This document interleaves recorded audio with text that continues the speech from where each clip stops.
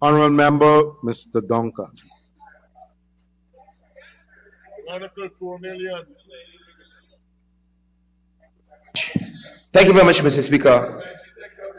All protocols having been observed, I'm privileged to stand on behalf of not only my party but the parliamentary opposition and lend my voice to this order, especially as it concerns the University of Guyana. You know, I know our parliamentary colleague, Minister of Youth and Sports, Charles, is very fond of quotations. And there is one that says, until the lions have their own historians, the tale of the hunt will always glorify the hunter. And there's another one by Plato. I know he has a fondness for quotations. Plato says that all of you will then be chosen for a higher privilege, and the studies that you pursue without order in the early years will be brought together, and you will see the relationship to those studies and to one another and to truth. I know higher education isn't your forte, MP Hamilton, so you mightn't grasp it. But I learned this sitting in the classrooms at the University of Guyana. I learned it there. Right? I don't wish to know anything about you either. I do not wish to know anything about you. But I have a particular love for the University of Guyana. And I want to say very early to all the members who are here that we have to keep politics out of the University of Guyana. We are trampling on very, very dangerous grounds here. And I'll tell you why. I'll tell you why. I have had the great privilege. I know Charles talked about MP, our colleague, talked about foreign university, and I don't knock them. If you have the privilege of going to a foreign university, take the opportunity. I have nothing against that. But people who stay and contribute to our university, there is value there too. People who go to UG, there must be value there as well. I had the great privilege of doing industrial relations and management through IDC, that's the Institute of Distance and Continuing Education. I had a great privilege. And in that program, I met Professor Bishop, who was former Chancellor. I met Mr. Timothy Jonas in that program lecturing there. I met some good folks, not going after the money because they were never remunerated appropriately, but just have a passion for serving their nation. I had the privilege as well studying communication studies. So what we do on a daily basis, bringing valid and credible information, is not a fluke. It's theory meeting practice at the University of Guyana.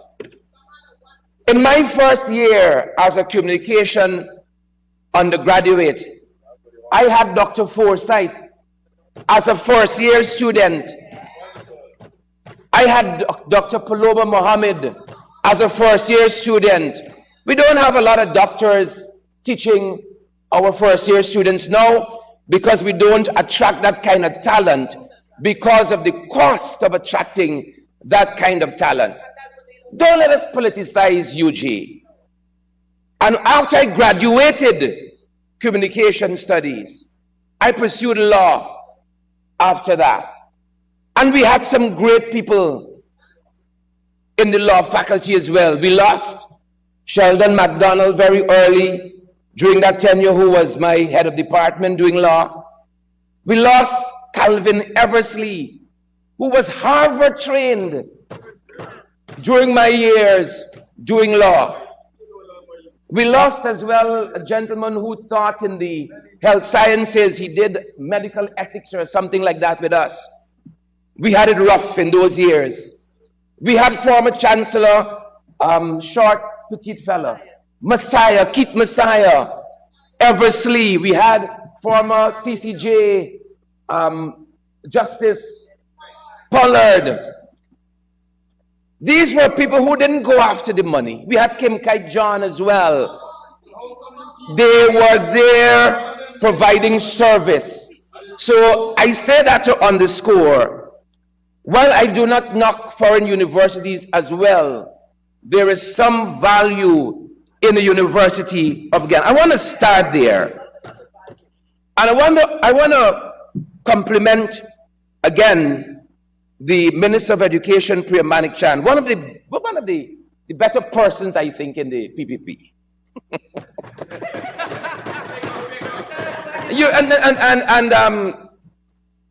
Minister Manik Chan, you must take people like Charles under your wing, MP, and bring him up, because he's wild. Wild like buckbead. And to have longevity. Minister Manik Chan knows this. You need range in politics. Charles got 1 gear. MP Charles Ramson, the honorable member, he got 1 gear, is 5th gear. And if you drive the car in 5th gear out, you can burn it. Give the honorable member Manik Chan her due. She got range. She got give a.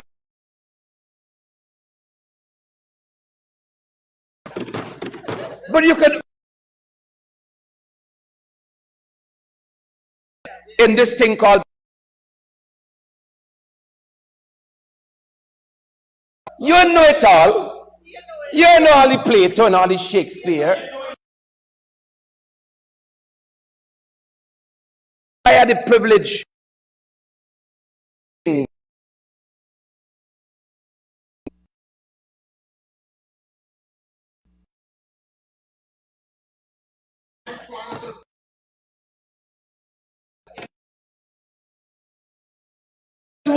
running, winning as well. I don't want to draw him into the debate because that's not what we do here. It's in the house here. And his own. And I want to recognize former president as well, Ganesh Mahipaul. No political parties.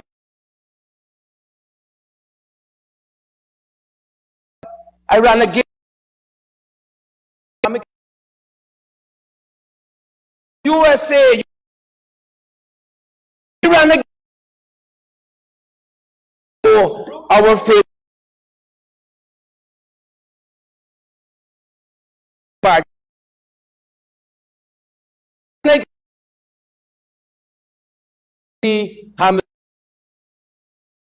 One ourselves to UG on that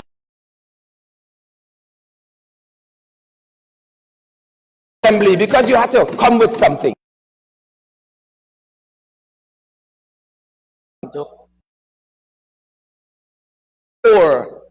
And we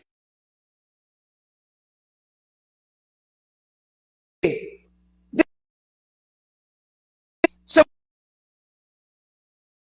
it's called money for build 50 schools. We didn't.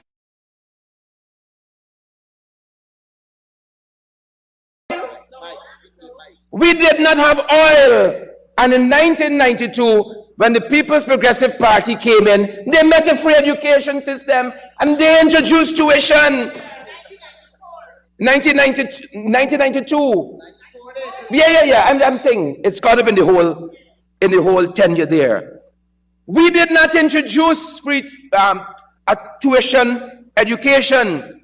So if you come now and you are providing and promising free education, you're just correcting your own course. You're not doing the students of this country a favor. You are putting things back as you found them. And you're now finding value in free education. And we did not have oil. And so I wanted to say, as I begin, that the growth of the university belongs to Chedi it belongs to Forbes, depending on who you ask. What is clear is that the life of the University of Guyana is inextricably bound up in the life of this nation. And we can't run away from that. Right? We just can't. As I said, we subsidized fully, the government of the day, post-92, subsidized completely the education for students. And you folks, somebody pays for it. So it was subsidized fully. Then we come to this order. Now, when Charles speaks so passionately, again, it is from afar off. I had the privilege of sitting on the student council of the University of Guyana. I had the privilege, I know our honorable colleague, comrade Miss McDonald, she stopped the history of some of the transformation taking place in UG in the early 2000s. But I was there, John from Trinidad, and he had a strategic plan that he started working through. I sat through almost every one of those planning sessions with the private sector. You know what I found? It was always poorly attended by the government of the day, if at all. And then in government again, the PPP comes to say they're interested in UG more than you. But I have been there with Professor, what's his first name? Dr. Carrington. Lawrence Carrington, tall Trinidadian fellow. In those sessions, I didn't see PPP pouring through the doors to come and to play a part in moving the university forward. So to stand here this evening and say that you love the university more than anybody else is hypocritical. And I want to circle back to what I started talking about with progress. Honourable member, I would like you to find a substitute for that word. It's deemed unparliamentary. Hypocritical. Two-faced, two-mouthed.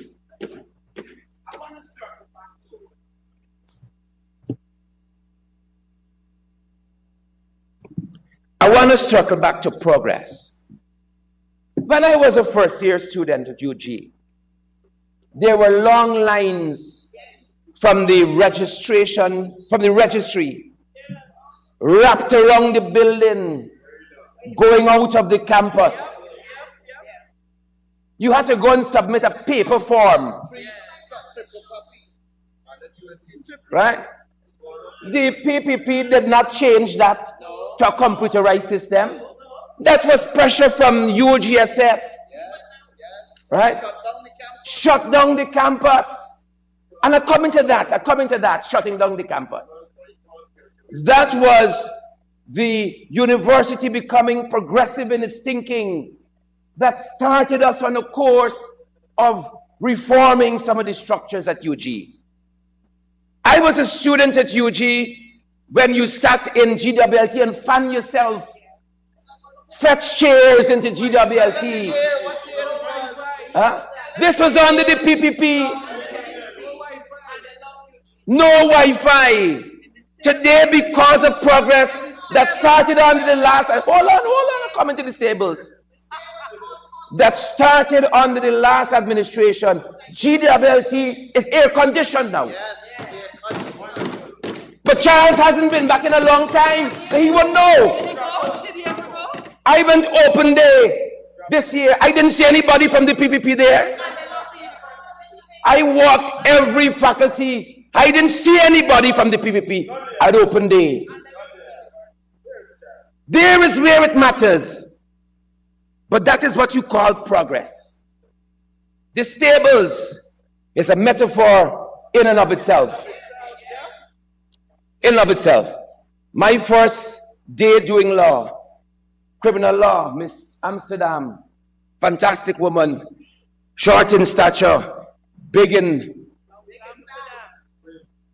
brains, drilled into you the mens rea, the actus rea, and a whole host of other things.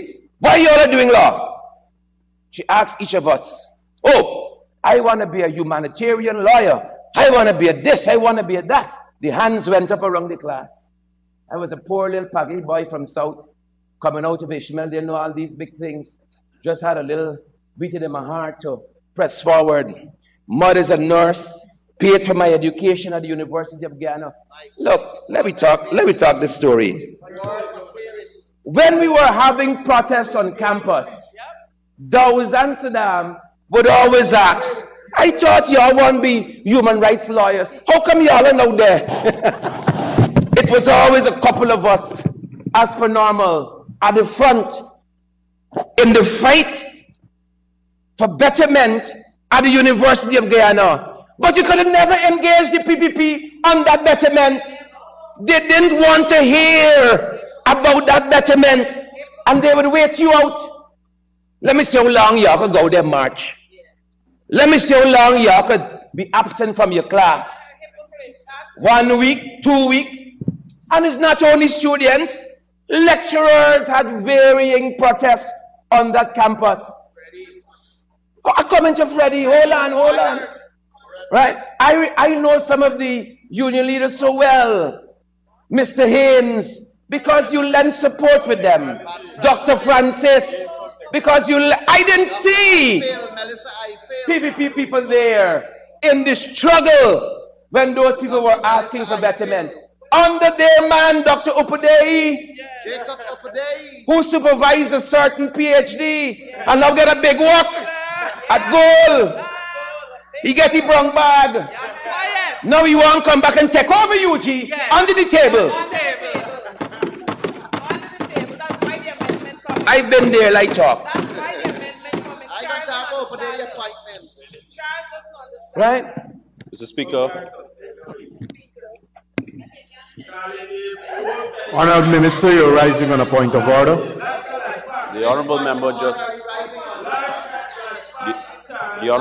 just called Professor Obadei's name, as well as to impute that he collected a brown bag. Right? So those are things that should never remain on the record, and he should withdraw that. And he knows better too. He knows better. Thank you, Honourable Minister. Honourable Member, you're reminded that you should not be mentioning names of persons who are not in the assembly, and do the right thing. Professor Upadei, thank you very much, Mr. Speaker, was always reluctant to meet with the staff, always reluctant to meet with the students, and we understand why now. Because the friends, family, and favorites started under him. Because I remember when UG was to get a particular contract for a particular high court software, and he got it personally. That is fact, that's out there. So it started, we were there. But I want to come back to the Honorable Minister's order. Because we have said, and I think the next Minister of Education has articulated this, and I don't want to go back and tread the territory, about the pitfalls, about the control freakism that comes with increasing these numbers, that puts the government squarely in control, because we have already had foreshadowings of this in the past. When Freddie had its sanity and wrote in 2020 that seminal paper,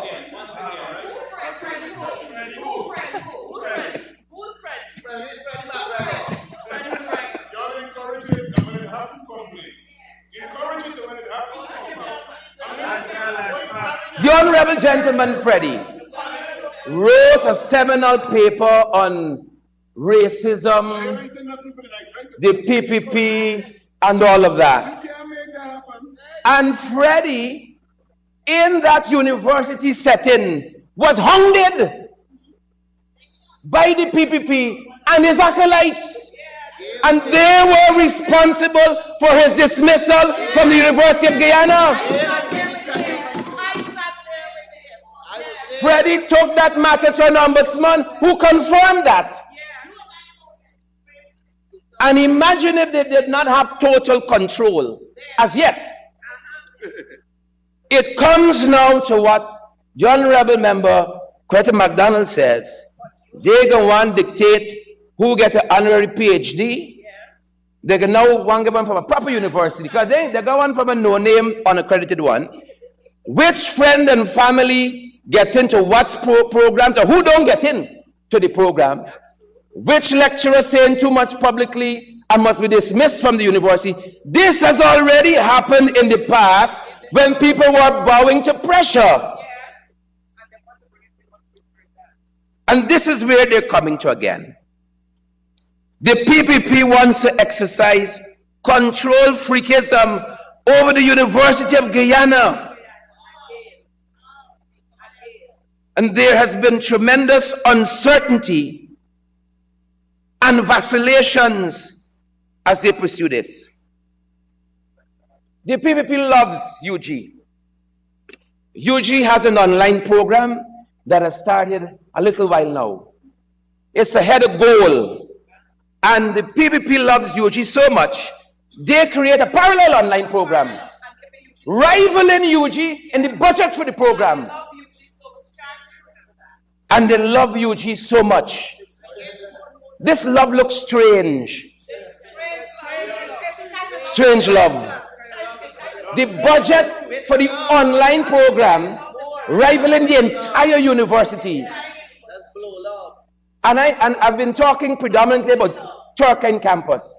I ain't touched Tane and John as yet. But not only did they create goal, Guyana Online Academy of Learning. And I saw the Honorable Member Manik Chan made the allusion to one student calling her this morning, using that as a justification to change the composition of the entire council. Goal has had its own issues as well. People went to classes. The folks said they're not registered in that course, that university. It started late.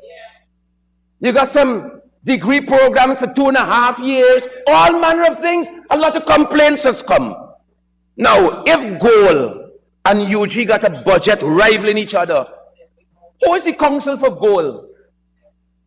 Who makes up the council for Goal? Who is the council for Goal? Huh? Who is the council? Who is the governing body? What are their statutes? And Goal budget rivaling UG. And the Honorable Member, Mr. Ramson says, because of these investments, they need more people. Well, I rather assume they can make some more investments in Goal as well. But how come Goal is so secretive? Like the administration of men on a mission. You don't know. Who are these people? Well, they have 500 million. UG, the government says they love UG more than the rest of us. As I said earlier on, I was a student of the Center for Communication Studies and graduated. I didn't waste time. I said 50 more because we didn't just drop it. We come through. Went through that program.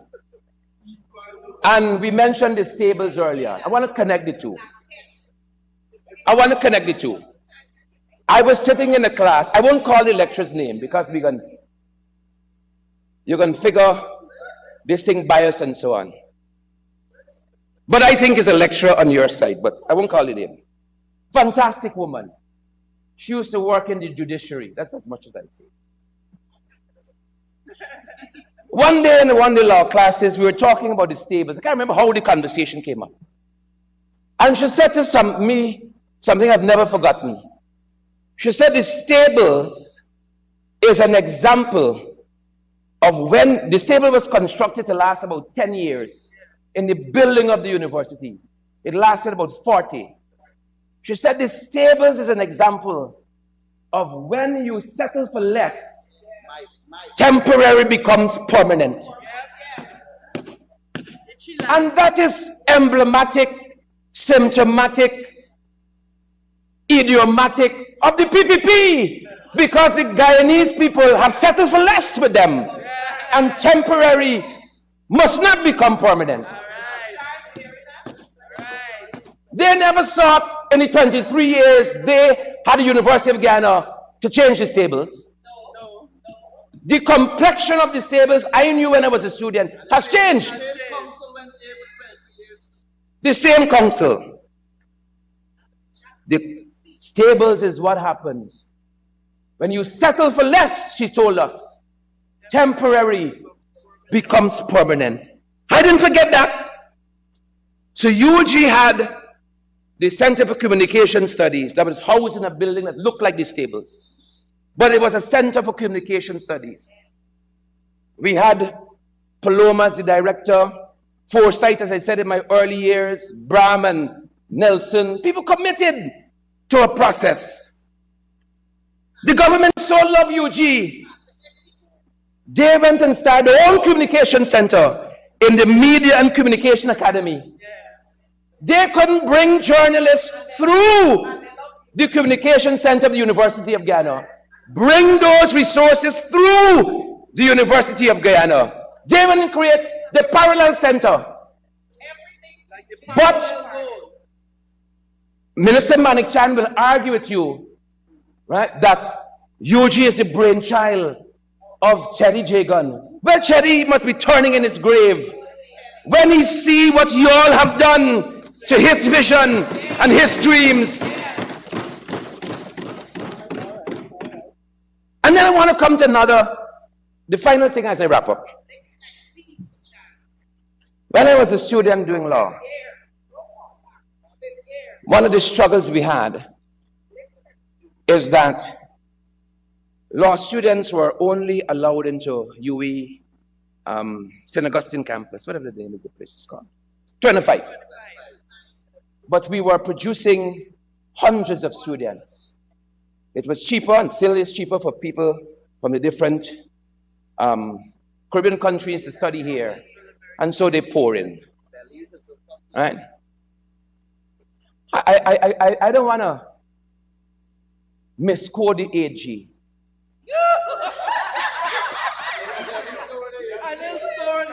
Right? But we engage the government of Guyana of the day. I wrote countless letters in the newspapers on why Guyana needed its own law school. And every one of my engagements with the AG met a wall that says, we had too many lawyers, we didn't need more.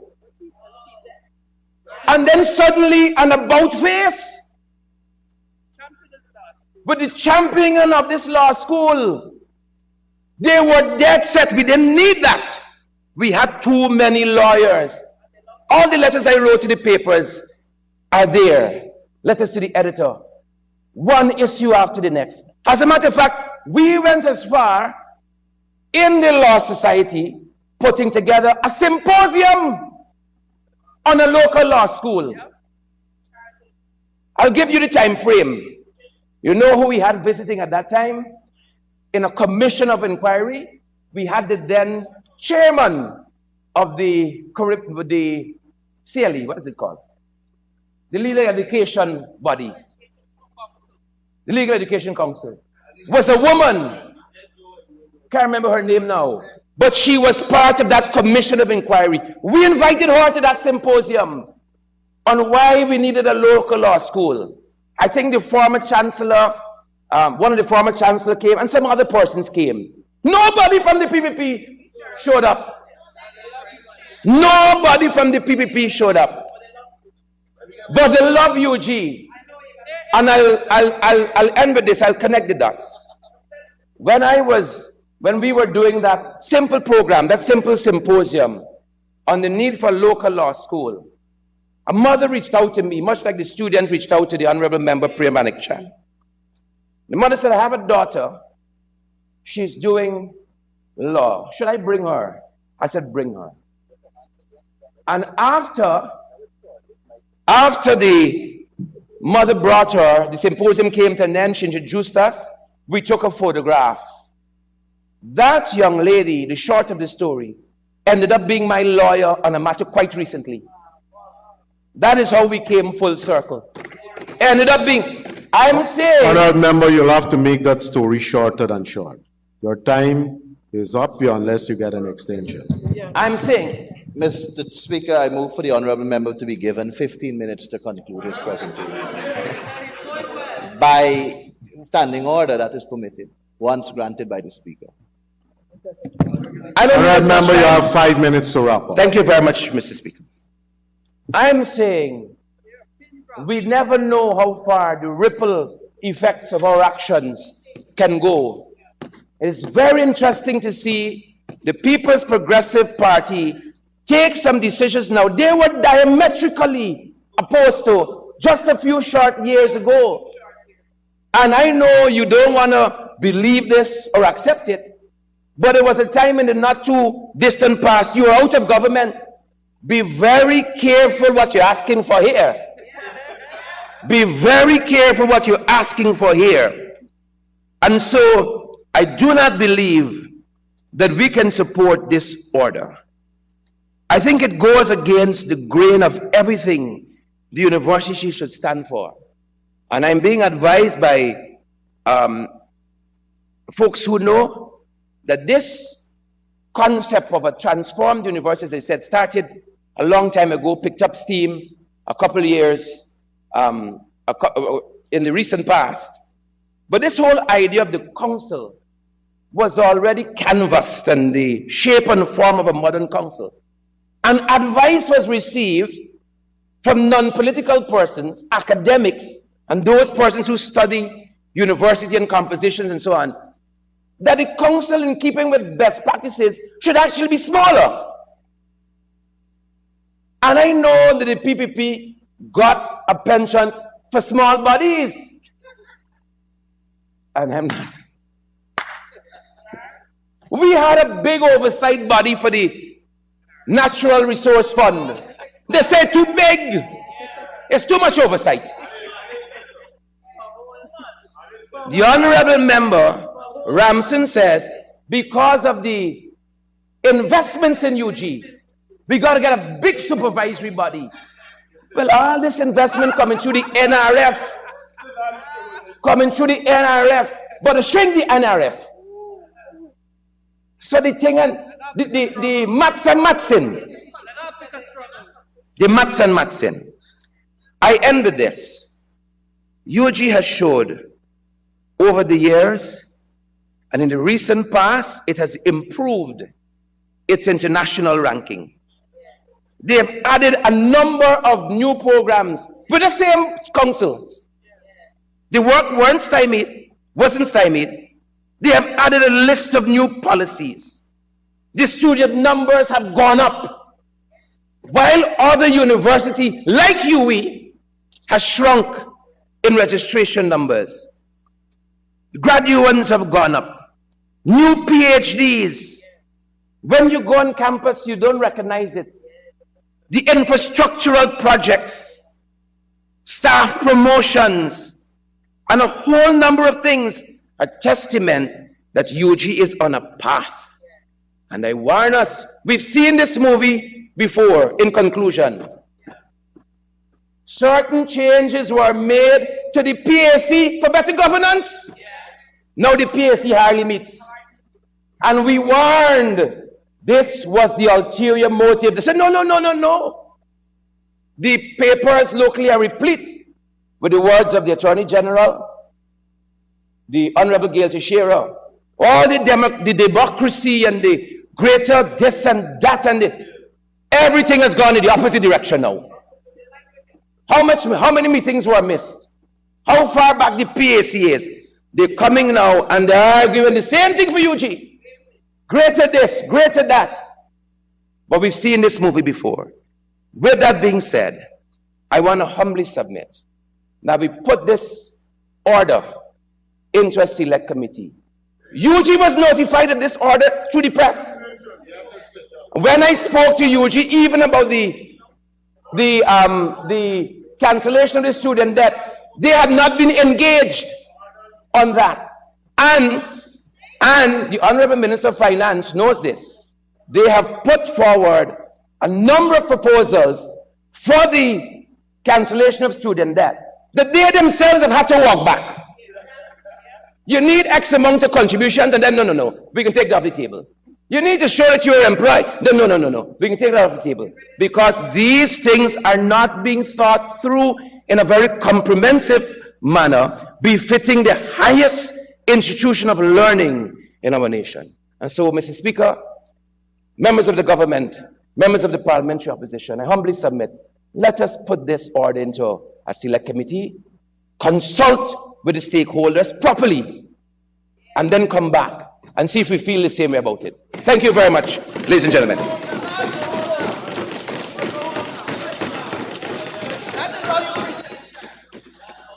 And now for the Honourable Member, Mr. Ganesh Mahipaul.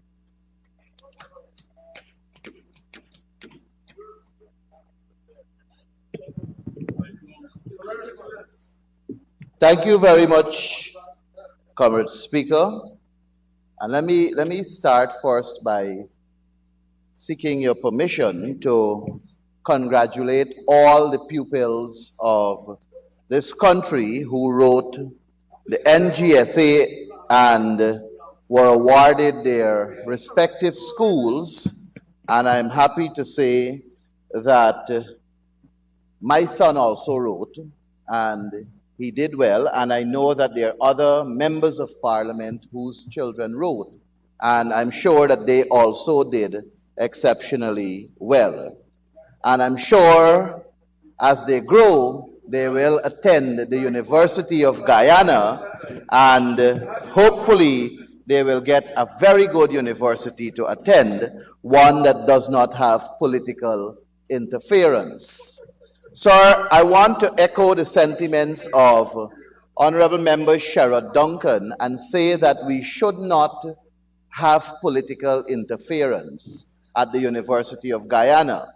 So I will not be making what I will consider political speech, but rather present some facts, and hopefully it can convince the Honorable Minister of Education to withdraw this order and rather submit for us to reach as a committee where we can look at this University of Guyana in a more holistic approach, Comrade Speaker, because there is no doubt that the University of Guyana requires attention. And I think adding 6 or 7 members will not fix the University of Guyana. And that is something that we have to accept here and now. Nobody on the opposition side, sir, and I must put this to rest, is against the Hindu community. Nobody in the opposition is against the Hindu community. Nobody is against the Christian community. Nobody is against the Islamic community. Nobody is against the youth. Nobody is against the Amerindian. Nobody is against the other nominees that the Honorable Minister is seeking to add to the university. But we have a University of Guyana Council with 26 members right now, and we have to accept that from a holistic standpoint, the University of Guyana requires the attention of this National Assembly and politicians in general to fix it to serve the purpose of academics. Comrade Speaker, let me take this opportunity to say also that I've witnessed the Honorable Minister of Education and her presentations in this House on numerous occasions, several times. And this is one where I got the feeling as though she herself is not embracing this. I don't get the feel as though the Honorable Minister of Education is 100% behind this. And I'm drawing that conclusion, sir, from the many presentations I have witnessed before from her. So clearly this is she is used as the conduit here to bring what seeks to be a political interference at the level of the University of Guyana. Sir, this piecemeal approach to fixing the University of Guyana will not work. This piecemeal approach to fixing the University of Guyana will not work. And if we are genuine in terms of fixing the University of Guyana, then we will want to address it holistically. Sir, let me say to you that, and I admire her boldness, the Honorable Minister of Education, to stand and say, UG is precious to the PPPC. And that touched me. UG is precious to the PPPC. The preciousness of the University of Guyana to the PPPC caused them in 1994 to put tuition fee for children to go to the University of Guyana for students. It was free. 1994 it became 127,000 Guyana dollars, which was 1,000 US dollars at the time. And all that they're talking about increasing student fees, there was never an increase, and the Honorable Member Teixeira knows that, because we sat on the council when the case came to us that, you know what we're doing? We bring in the $1,000 equivalent. The 1,000 US dollars, the equivalent, which was the $220,000 at the time. And we have to be honest in this house, sir, especially when we have members who would have served on the University of Guyana Council with us here. Sir, outside of that introduction of tuition fee at the University of Guyana, let me tell you how much the PPPC loved the university, how precious the University of Guyana is to the PPPC. The current composition of the council, the current composition of the 26-member council that the People's Progressive Party love and is precious, must have a representative from the Minister of Education. From 2021 to now 2024, it has been vacant. No nominee came from the Minister of Education for the University of Guyana. 2021 to now. The representative from the Ministry of Finance, the 26 and the 26, there is also a slot for the representative from the Ministry of Finance, vacant.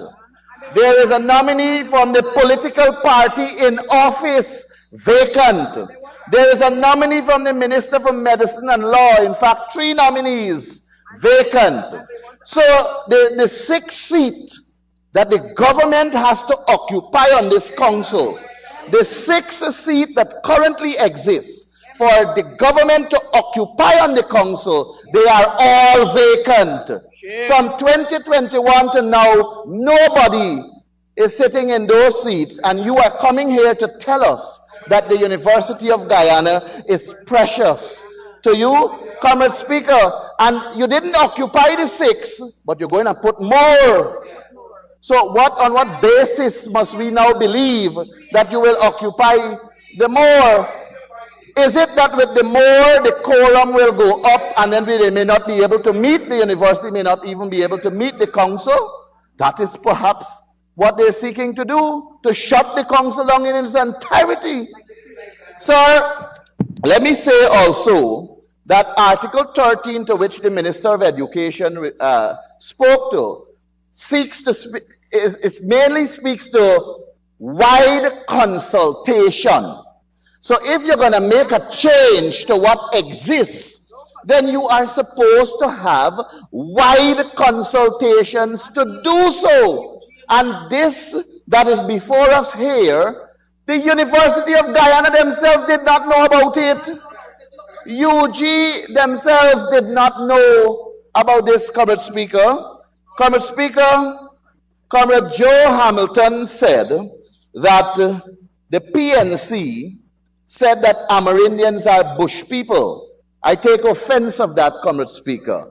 And I would like for the Honorable Minister to provide the evidence to this House where where the PNCR said that Amerindians are bush people. I want him to provide that evidence, Comrade Speaker. And if he cannot provide that evidence, then he owes this nation an apology.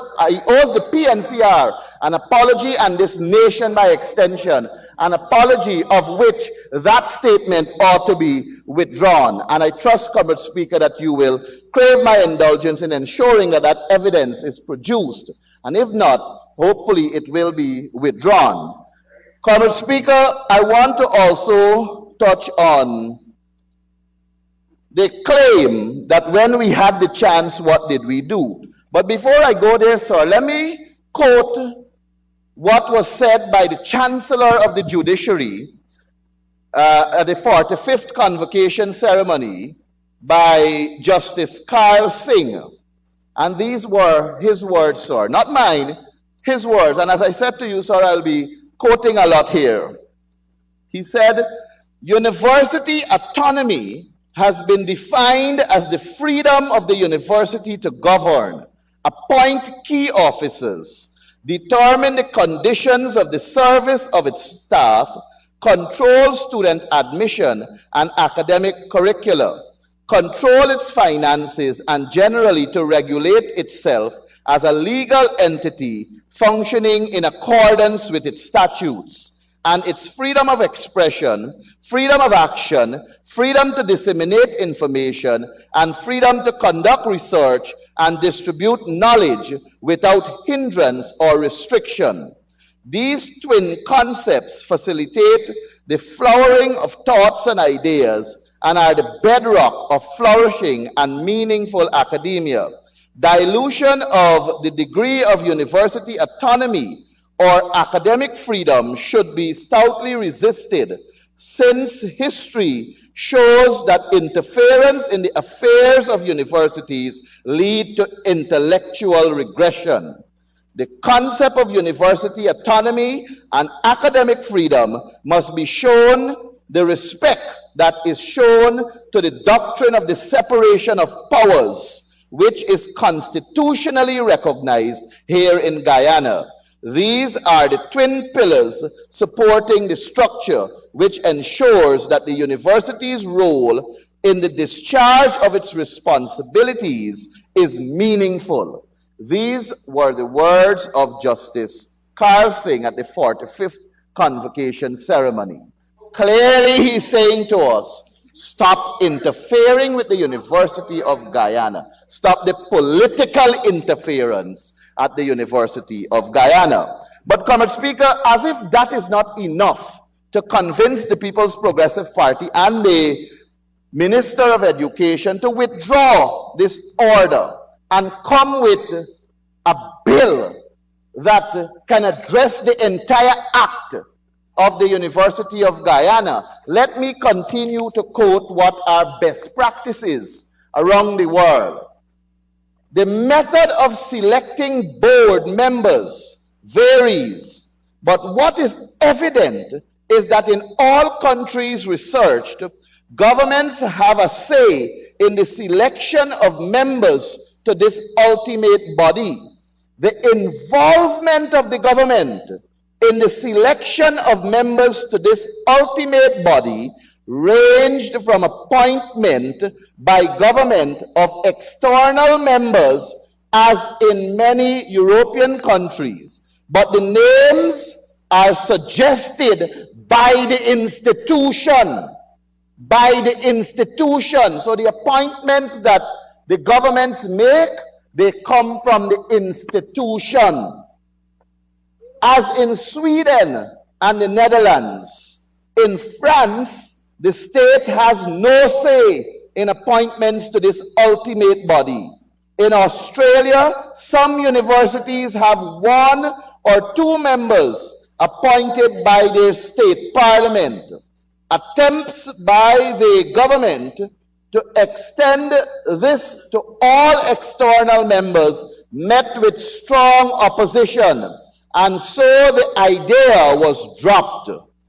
In the UK, the board is free to select its chair and members without government's permission or intervention.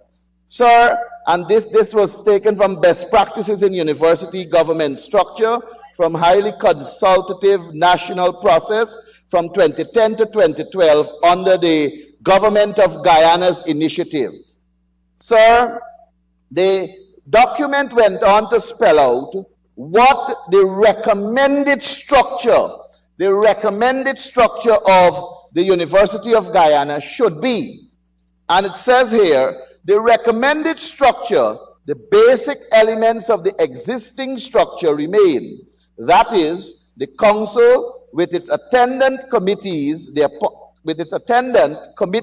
appointments, and the academic board, the faculty board, and the committee of deans. However, the recommendation is for the composition of the council to be enhanced to reflect its focused responsibility on institutional governance. And the structures that they're suggesting is the chancellor, the vice chancellor, the deputy vice chancellors, 2 representatives from the university academic community, 2 representatives from the academic board, 3 private sector representatives, 2 non-government agencies representatives, 2 government representatives, 1 from the opposition party, 3 representatives from regional institutions, 1 representatives from the staff union, 1 student representation, 1 from the Guild of Graduates, and 4 lay persons appointed by the council. And this goes to show that the argument of us withdrawing ourselves or withdrawing the politics from the University of Guyana is what the academic centers seek to do around the world with universities, and we should engage in such practice and stop this political maneuvering and political control of this organization. Comrade Speaker, they cannot bring an argument to us and say that with this political control or this appointment by, or these appointments by ministers will cause this university to function effectively. Gaisuku, all the members are being appointed by them. All the members of Gaisuku board are being appointed by the government of Guyana. Has Gaisuku satisfied its target in the last couple of years? Has Gaisuku been renewed? Has Gaisuku satisfied what it had to satisfy? That's a living example before us. They look at what is happening with all the other boards that we have. GPL board, all are being appointed by the government. We're still plagued by blackout. And so many other boards we have, sir, that are being controlled by the government, appointed by the government, and they can't function effectively. But somehow, we are to believe that the University of Guyana, adding more members appointed by the government, will solve the problem of UG. I don't know which world my friends are living in. Now, let me bring my argument now to this whole aspect of what has happened in the University of Guyana from 2012 to now. In 2012, under the Minister of Education, Priya Manikchan, there was an operation called Operation Rescue UG. And Sherod would know about Operation Rescue UG, and former presidents of UGSS will also know about Operation Rescue UG. This is where the University of Guyana Student Society, the University of Guyana Workers Union, and the University of Guyana Senior Staff Association came together, put a document in place, and pointed out the issues that are affecting the university and the University of Guyana Council in its current format. And they said that the problems that the University of Guyana Council has, 1, the composition of the council does not include sufficient academic representation of the university. There are only 4 out of 26 guaranteed academic members of the council, and this is insufficient membership to reflect the academic purposes of the university. 2, as per the statutes, it is impossible for the University Council to be fully constituted because 3 of the agencies identified as sources of representation to be nominated by the Chancellor may have been pertinent in pre-independence time, but not currently. For instance, the Committee for International Cooperation in Higher Education in the UK no longer exists, and new academic organizations have come into existence. The civic society representation was apparently designed to ensure public representation of important groups in Guyanese society. The principle is fully acceptable. However, the practice over several years has not fulfilled the intention of the provision because the ministers appointed persons based on partisan political considerations rather than explicitly the fulfillment of public interests. The council fails to function as a national representative body for the reasons stated above, as well as the lack of participation of most of the appointed members. A quorum of 8 suggests either the committee is too large or there is little or no penalty for no-shows. The ability of a minority, 5 members, making the decision for the 26th council has led to undue influence of a small group to control the council. The person who chairs the council in the absence of the chancellor is not elected by the body, and this has caused the council to lead by the dictates of who appoints the chair, and that is the government. The council's involvement in the appointments committee and the appointments of the bursar, registrar, and director of Berbice campus has led to unqualified intrusion in the hiring and firing of UG employees, reporting to the Vice Chancellor, thereby undermining the authority of the Chief Executive Officer of the institution. The process of appointing the whole council is disruptive, does not allow for the development of and transferal of institutional memory, and serves to constrain appointees' expressions. And there are some more here, but in the interest of time, Mr. Speaker, let me say to you that after Operations Rescue UG was birthed, there was growth in how they were going to address the issues surrounding the University of Guyana. And from that, we had a team that was put together. But before that team, one would recall that in 2012, a petition came to the National Assembly. And that petition was presented by Dr. Rupert Roopnaraine. And in that petition, there was the call for us to relook at the composition of the University of Guyana. A special select committee was set up, Comrade Speaker.